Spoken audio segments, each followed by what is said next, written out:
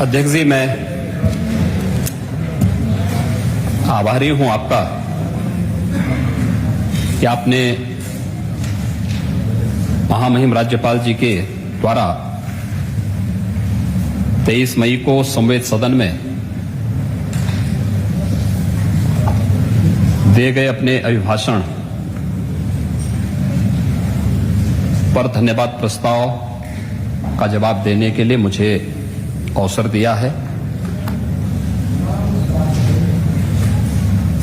मैं सबसे पहले धन्यवाद देना चाहता हूं इस प्रस्ताव को प्रस्तुत करने वाली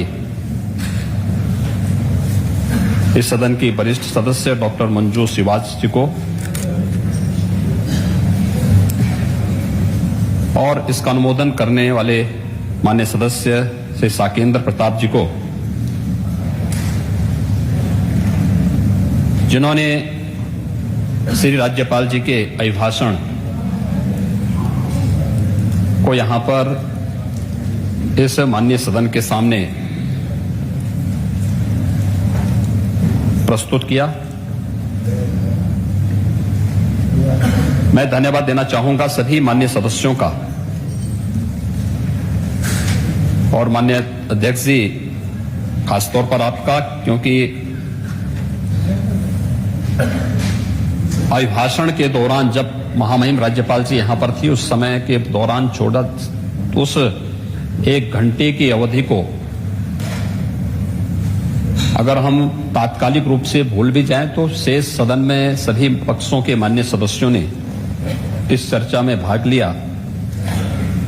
कुल 117 सदस्य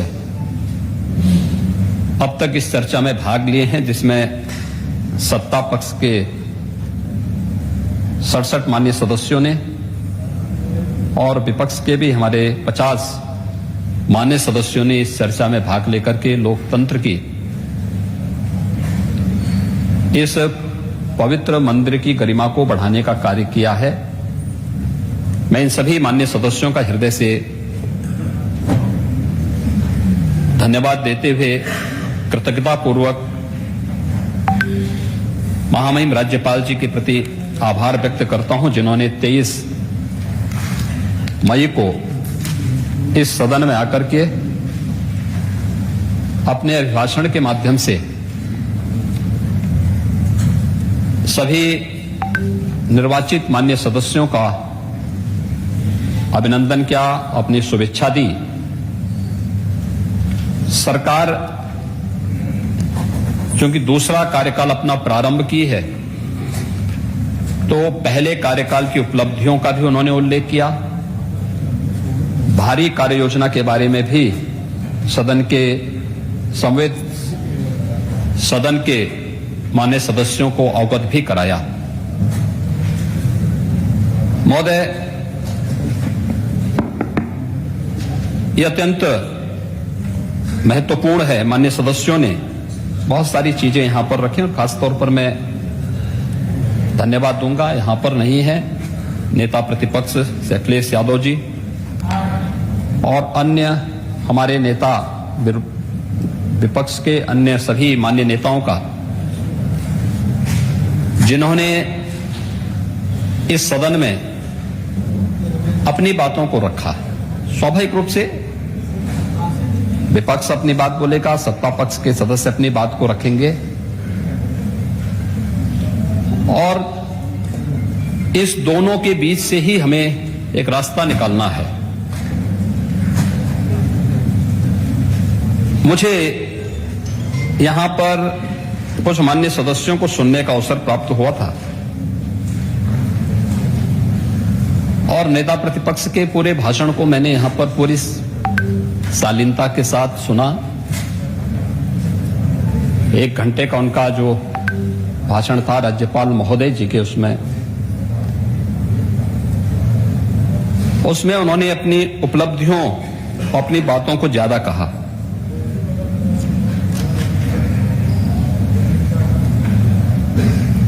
वो स्वाभाविक रूप से नेता प्रतिपक्ष होने के नाते उन्हें अपनी बातों को कहना था, लेकिन मुझे नेता प्रतिपक्ष की कुछ बातों को लेकर के बहुत आश्चर्य हो रहा था और ऐसा लगता था कि एक होता है कि व्यक्ति चुनावी सभाओं में बात करता है, वहां पर वह अपनी अपनी मीठी मीठी बातों को बोलता है, लेकिन सदन में चुना गया सदस्य तो यह प्रदेश के अलग अलग भागों से चुन करके आया है। जमीनी धरातल की बात उनके सामने अगर होती तो बहुत अच्छा होता। और मुझे उनकी भाषण पर एक बात कहनी है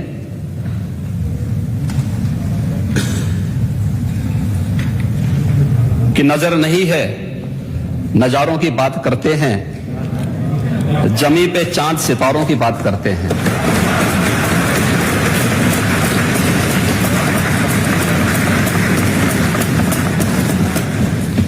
वो हाथ जोड़ के बस्ती को लूटने वाले भरी सभा में सुधारों की बात करते हैं।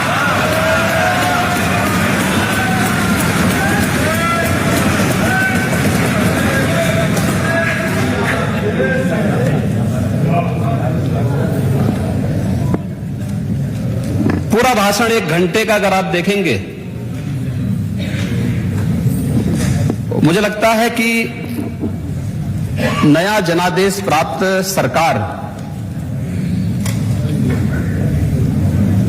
के सामने जब हम इस प्रकार की बात करते हैं तो एक प्रकार से जनादेश का अनादर ही कर रहे हैं। और मुझे इस पर एक बहुत अच्छी बात याद आती है। एक मनीषी ने कहा कि अभिमान तब आता है जब हमें लगता है कि हमने कुछ किया है, और सम्मान तब मिलता है जब दुनिया को लगता है कि आपने कुछ किया है।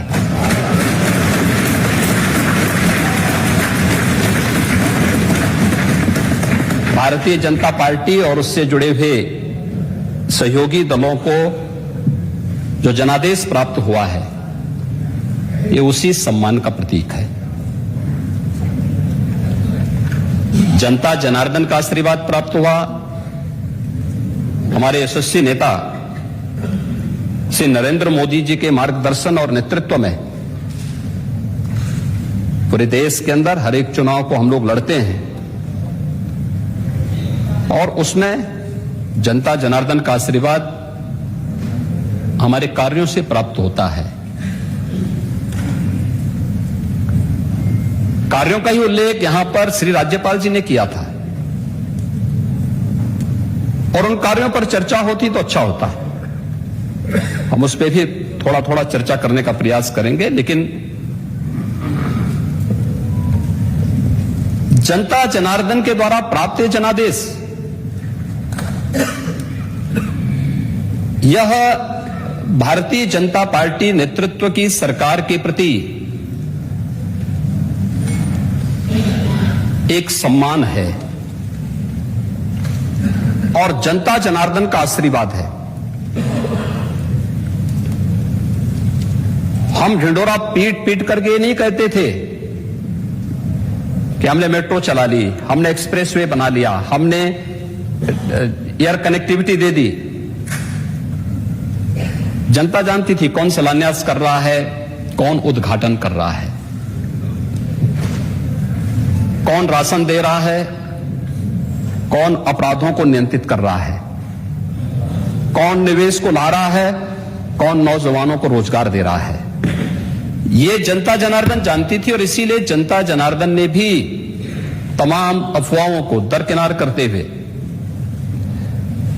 भारतीय जनता पार्टी नेतृत्व पर विश्वास किया, सरकार को पुनः आने का अवसर दिया। 37 वर्षों के बाद, और 37 वर्षों के बाद कोई सरकार अपना 5 साल का कार्यकाल पूरा करने के बाद फिर से आई है और फिर से धमाकेदार तरीके से अपना काम प्रारंभ भी कर रही है।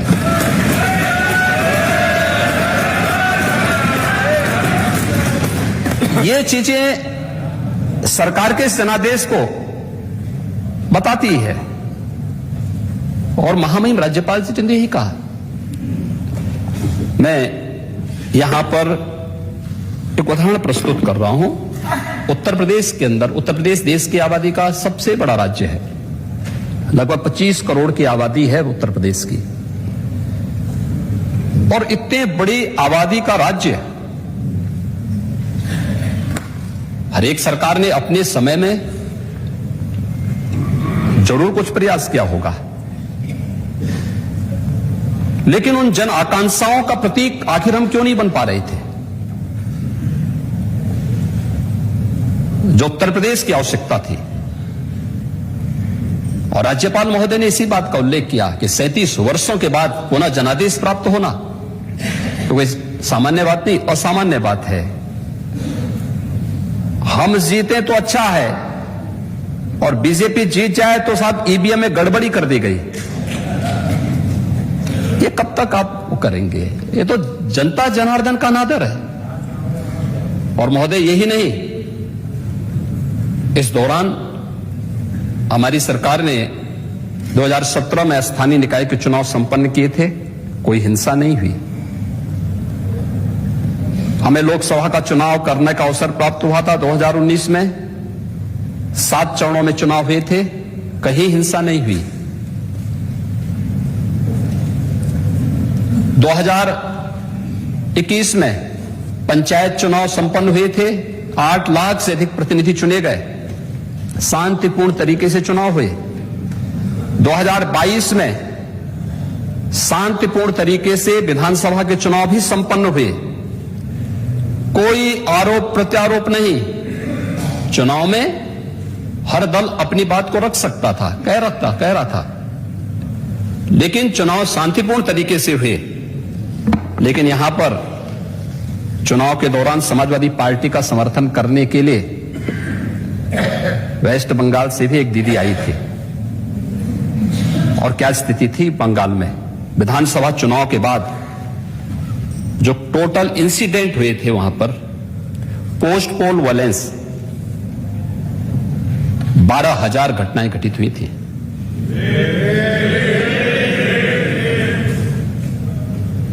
दो 294 विधानसभा सीटों में से 142 पर हिंसा की घटनाएं हुई थी, हिंसक घटनाएं घटित हुई थी।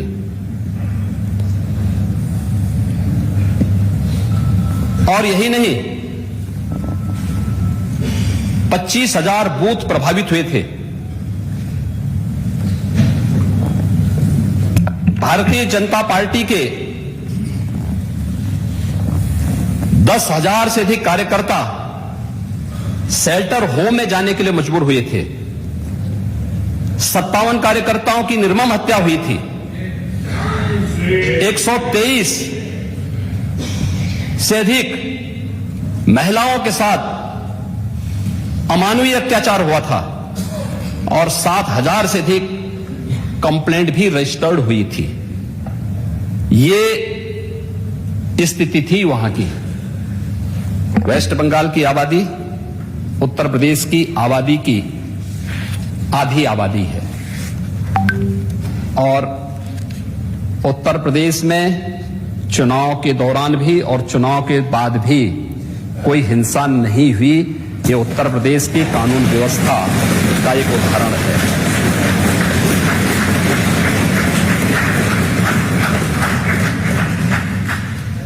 लेकिन क्या यहां पर भारतीय जनता पार्टी की अगर सरकार नहीं होती तो तब भी क्या ऐसे ही रहता?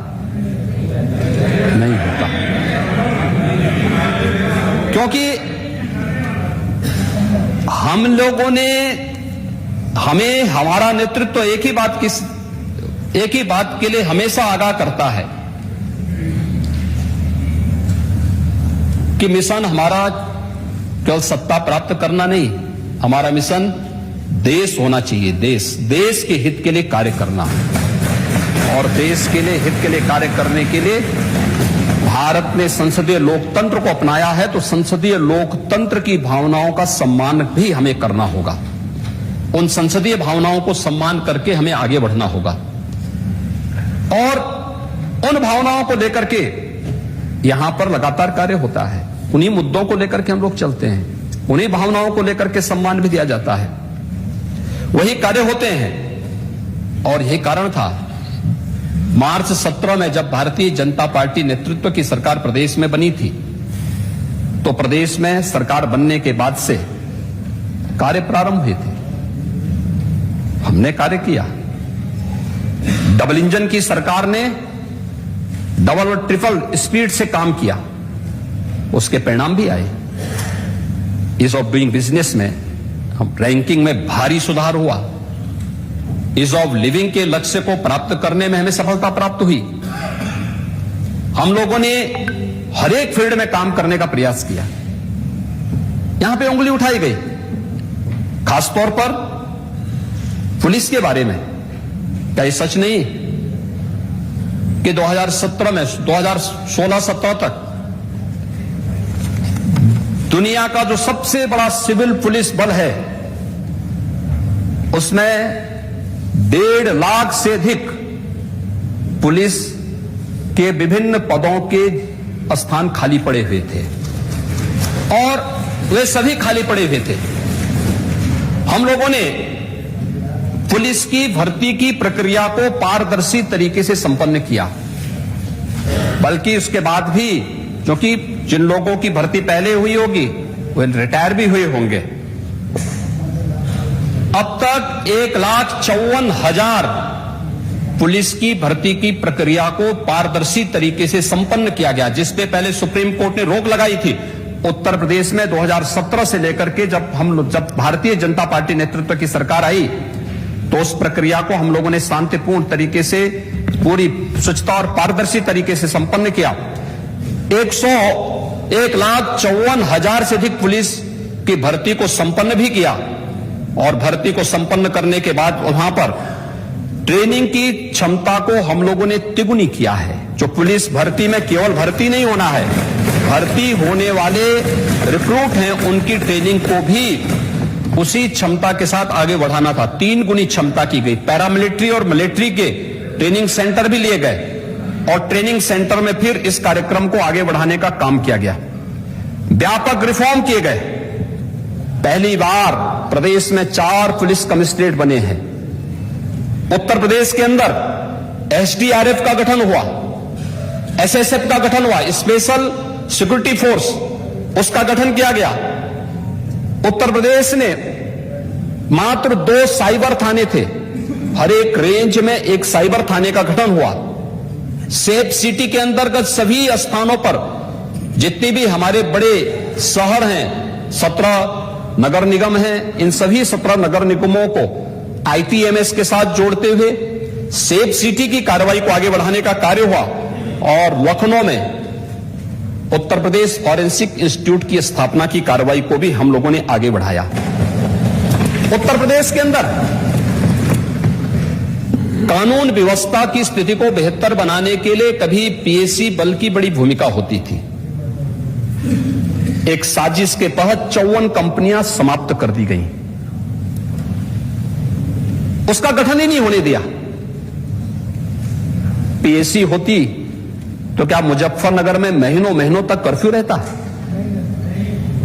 पीएसी होती क्या बरेली में कर्फ्यू रहता? लेकिन पीएसी की यूनिट जितनी कंपनियां थी उनको एक एक करके बंद किया जा रहा था। भर्ती में व्यापक धांधलियां होती थी, भाई भतीजावाद किया जाता था, नौजवानों के जीवन के साथ खिलवाड़ किया जाता था, योग्य अभ्यर्थियों को नहीं लिया जाता था। और परिणाम क्या होता था? यूपी का नौजवान पलायन करता था। गोरखपुर में भी एक नौजवान ने आत्महत्या की थी, एलएलबी किया था। एलएलबी करने के बाद पुलिस भर्ती में सफल हुआ, लेकिन बाद में उसको उससे निकाल दिया गया। परिणाम क्या स्थिति थी? उसके बाद फिर उसे मौका नहीं मिल पाया, और फिर उसने घर में जाके सुसाइड किया। लेकिन 17 के बाद किसी भी भर्ती में कोई व्यक्ति ये नहीं कह सकता है कि इस भर्ती में कोई धांधली हुई है। और 1,54,000 पुलिस की भर्ती को संपन्न करने के साथ ही उस प्रक्रिया को आगे बढ़ाया गया। और महोदय, मुझे बताते हुए प्रसन्नता है कि 54 पीएसी की कंपनियों को फिर से बहाल करने का काम भी हम लोगों ने किया है, और परिणाम सबके सामने है। उत्तर प्रदेश दंगा मुक्त, दंगा मुक्त उत्तर प्रदेश के लक्ष्य को हम लोगों ने फिर से प्राप्त कर लिया है। 3 महिला बटालियन भी पीएसी की गठित की गई।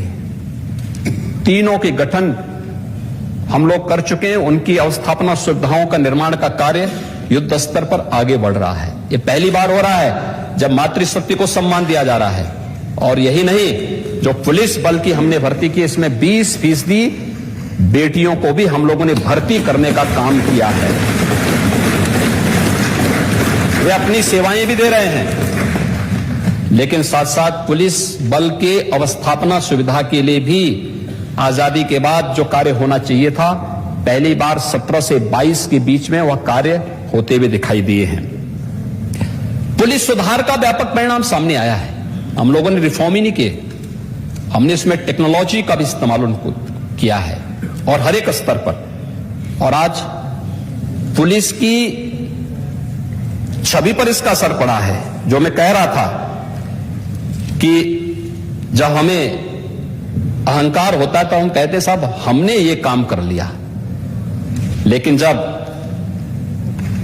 दुनिया कहती है कि आपने कुछ किया है तो तब सम्मान पाते हैं। आज उत्तर प्रदेश का कोई नागरिक कहीं जाता है तो दुनिया के अंदर सम्मान पाता है। कहां से? उत्तर प्रदेश से। एक नई पहचान उत्तर प्रदेश को मिली है। उत्तर प्रदेश आज सम्मान प्राप्त कर रहा है, क्योंकि उत्तर प्रदेश की जो परंपरागत छवि थी कि उत्तर प्रदेश में दंगे होते हैं, उत्तर प्रदेश में सुरक्षा का कोई माहौल नहीं है, विकास के प्रति कोई रुचि नहीं है, ये सभी चीजें इस बात को दिखाती हैं कि लोगों के मन में यूपी के बारे में क्या धारणा थी।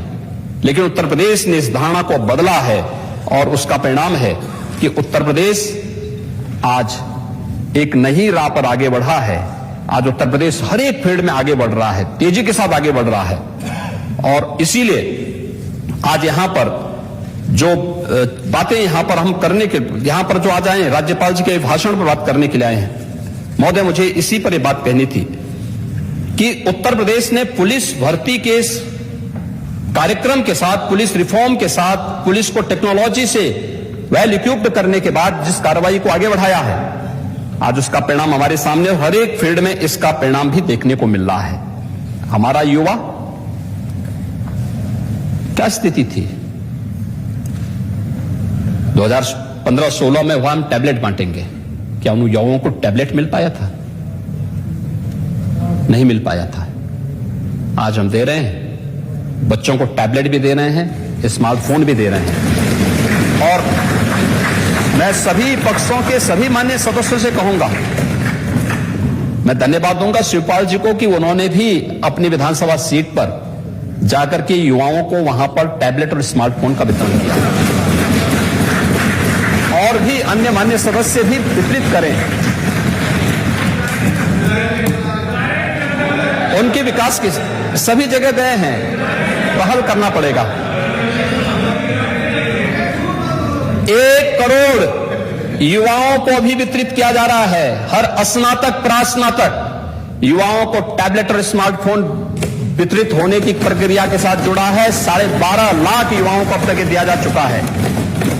सेमीकंडक्टर की कमी के नाते प्रोडक्शन जो मैन्युफैक्चरिंग होनी चाहिए उसमें थोड़ी समस्या आ रही है, लेकिन जैसे जैसे बढ़ रहा है यूपी उसको लेकर के अपने यूथ को उसे उपलब्ध करवाने का काम भी कर रहा है और उनकी ट्रेनिंग, बेहतर ट्रेनिंग के कार्यक्रम के साथ भी इस अभियान को आगे बढ़ा रहा है।